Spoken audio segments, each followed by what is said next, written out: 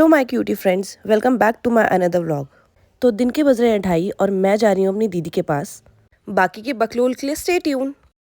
तो मैं पहुँच गई हूँ क्लॉक टावर यानी कि घंटाघर, और मैं अपने दो बेवकूफ़ दोस्तों का इंतज़ार कर रही हूँ क्योंकि उनका वक्त से दूर दूर तक का कोई नाता नहीं, और एक मैं हूँ जो मुझे पता नहीं टाइम पे पहुँचने की क्या ही चुल है। यहाँ पर वेट करते करते बज गया 4 और मुझे आ रहा है गुस्सा, बिकॉज मैं हूँ बहुत इम्पेशेंट इंसान और मुझसे किसी का वेट नहीं होता। इतना वेट करने के बाद अब हमने गाड़ी स्टार्ट करी और अब हम निकल गए घूमने। पर उससे पहले थोड़ा सा लफड़ा हो गया दोस्तों से, और अब वो मुझे मना रहे हैं गाड़ी चलाते चलाते। और उसके बाद हमने गाड़ियाँ स्विच कर ली थी, और जो ये प्यारा सा दोस्त है मेरा मुझे अपनी स्टोरी सुना रहा है कि मुझे लेट हुआ क्यों। पर मैं हूँ ज़िद्दी भाई, मैं नहीं मानने वाली। और मैं पीछे बैठ के मुंह बना रही थी कि हाँ हाँ हो गई लेट तो क्या करूँ, अब मना मुझे बैठ के, मुझे क्या पता।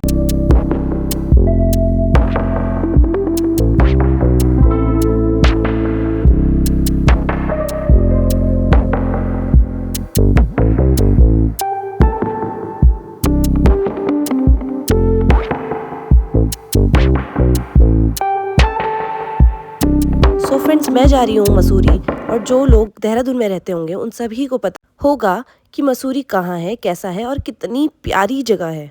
फ्रेंड्स, मुझे पहले से पता था कि मेरे फ्रेंड्स मुझे मसूरी लेके जा रहे हैं और हम सबका प्लान है मसूरी जाने का। और मैं गुस्सा इसलिए हुई बिकॉज़ सर्दियों का टाइम है, नवंबर चल रहा है। इस टाइम पे सर्दियाँ ज़्यादा होती हैं और रात भी बहुत जल्दी हो जाती है।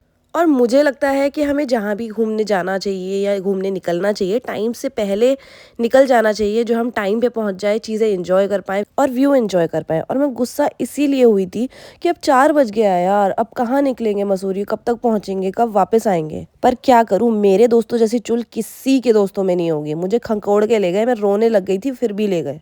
अभी खुश हूँ क्योंकि मुझे घूमना बहुत पसंद है और नई नई जगह एक्सप्लोर करना बहुत पसंद है।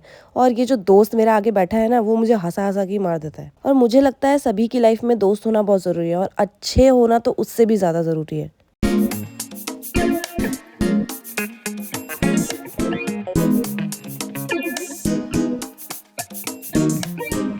और अब पहुँच गए हम शिव मंदिर।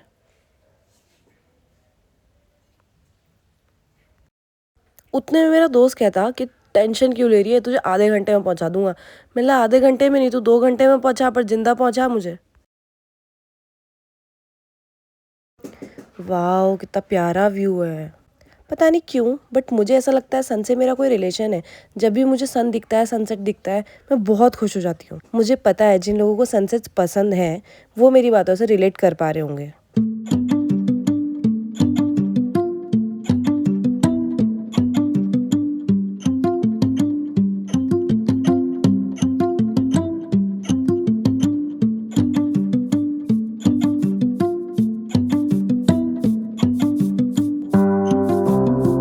फिर मैंने देखा हमारे साथ तो 2 और लोग थे, वो लोग कहाँ चले गए। फिर मैंने अपने दोस्त को बोला रुक रुक भाई, अगर वो लोग हो गए ना शाम के 6 बजे तक भी नहीं मिलेंगे। तो फ्रेंड्स, वो लोग भी आ चुके हैं और अब हम निकल रहे हैं सीधा सीधा मसूरी, क्योंकि शाम बहुत हो चुकी है और रात होने वाली है।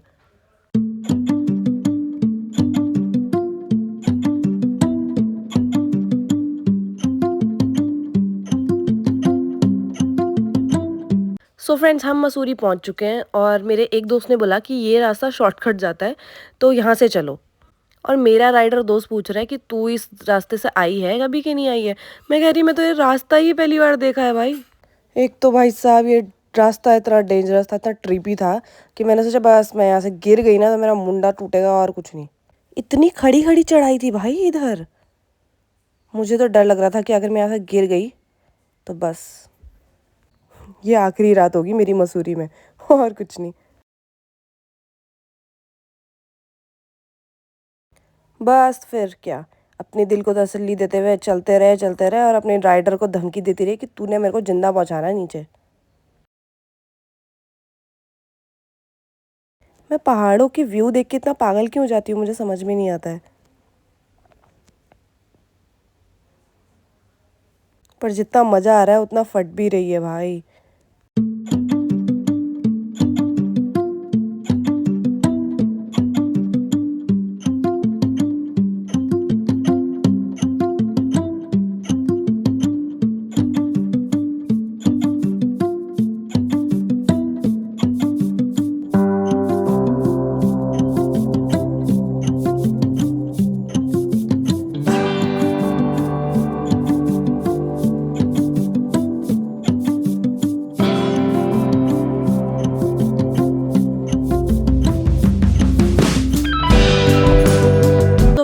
पहुंच गए हैं मसूरी ऑन टॉप और ये है माल रोड का नज़ारा।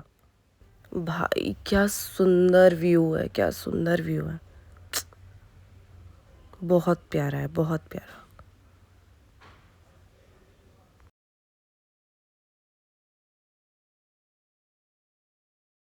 तो यहाँ मस्ती करते हुए और व्यू देखते हुए हमें पता चला कि हम यहाँ से गाड़ी नहीं ले जा सकते, और मैं जो मुंह बना रही हूँ इसलिए बना रही हूँ क्योंकि मुझे गाड़ी में घूमना था वहाँ पूरा।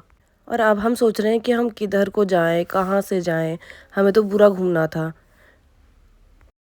फिर मुझे याद आया कि एक रास्ता तो लाइब्रेरी से भी जाता है, तो फिर हम निकल गए लाइब्रेरी की साइड से जाने के लिए कि काश हमें वहाँ से घुसने दें और वहाँ से गाड़ी ले जाने दें।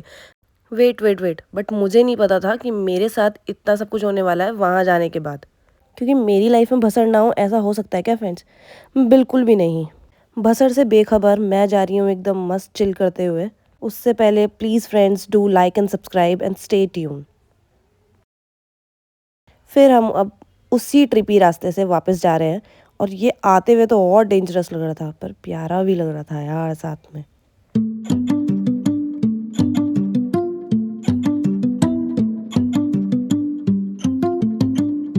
सॉरी फ्रेंड्स, मैं वो सीन कैप्चर तो नहीं कर पाई, पर मैं अपनी मुंह जुबानी आपको वो स्टोरी बता देती हूँ कि आखिर लाइब्रेरी में पहुंचने के बाद मेरे साथ हुआ क्या।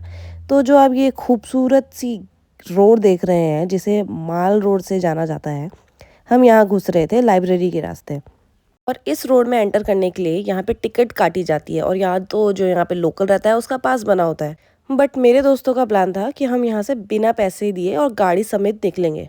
सो मेरा एक दोस्त तो बिना टिकट कटाए सीधा आगे निकल गया बिना कुछ कहे, और उसे पुलिस वालों ने भी कुछ नहीं कहा ना रोका। और इन लोगों ने मेरा भी मत्था घुमाया और मुझे भी बोला कि तू भी आजा बेटा, तुझे भी कुछ नहीं बोलेंगे। तो जो मेरा राइडर था उसने मुझे ये बोला कि यहाँ के जो लोकल होते हैं वो हेलमेट नहीं पहनते हैं, तो तू बिना हेलमेट पहने वहां से निकल जा, तुझे कुछ कोई नहीं बोले। तो मैंने उसे बोला हाँ बेटा, हेलमेट का चालान अलग कटेगा, धर लिए अलग जाऊंगी मैंने वहां से जैसे तैसे हेलमेट निकाल के गाड़ी निकालने की कोशिश करी, तो मुझे पुलिस वालों ने रोक लिया और कहा मैडम जी कहाँ? मैंने बोला अरे मेरा घर है यहाँ पे, मैं लोकल रहती हूँ। तो उन्होंने बोला अच्छा लोकल रहते हो, कहाँ पर रहते हो? मैंने बोला माल रोड के आगे रहती हूँ। तो उन्होंने बोला अच्छा ठीक है, लोकल रहते हो तो पास दिखाओ, पास दिखाओ अपना। और पास तो था नहीं, मुझे तो पता भी उन्हीं के मुंह से लगा कि पास भी बनता है यहाँ लोगों का। और मैं उनका मुंह देख रही हूँ और मैं उन्हें बोल रही पास पास, इसके बारे में तो मुझे किसी ने नहीं बताया। और उन्होंने मुझे बोला मैडम गाड़ी घुमाइए।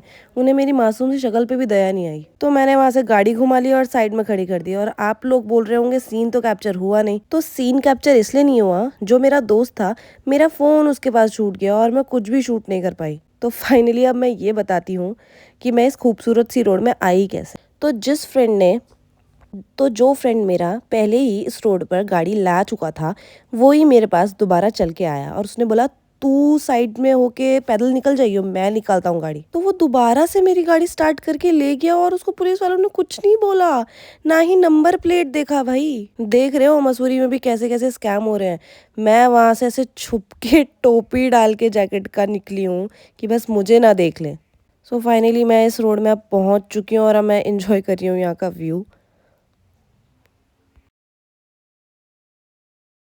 और आगे चल के देखा तो यहाँ पे कोई फेस्टिव सीजन भी हो रहा था शायद उत्तराखंड का, और साथ ही में वहाँ ढोल ढमकू भी बज रहे थे। जो लोग गढ़वाली हैं तो उन्हें पता होगा कि ढोल ढमकू क्या होता है।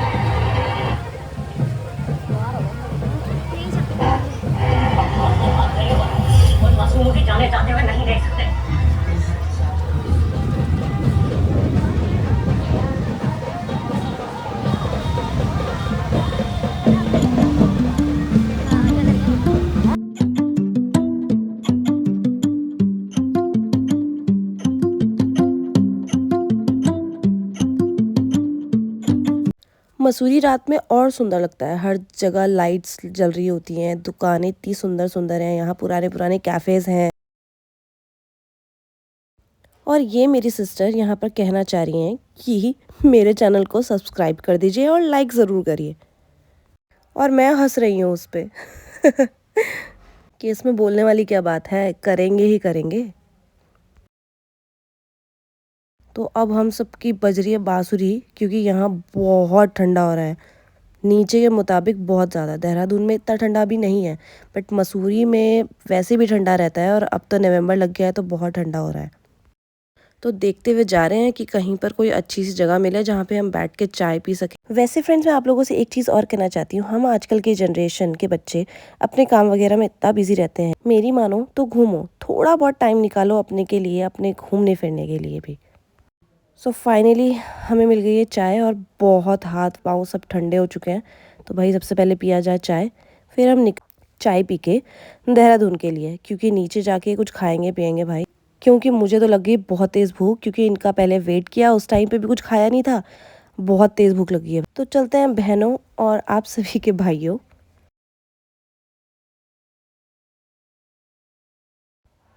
तो भाई पहुंच गए देहरादून और अब बैठ के कुछ खाते हैं बढ़िया सा। सो फ्रेंड्स, इस व्लॉग में इतना ही। मिलते हैं नेक्स्ट व्लॉग में, तब तक के लिए good night and do like and subscribe.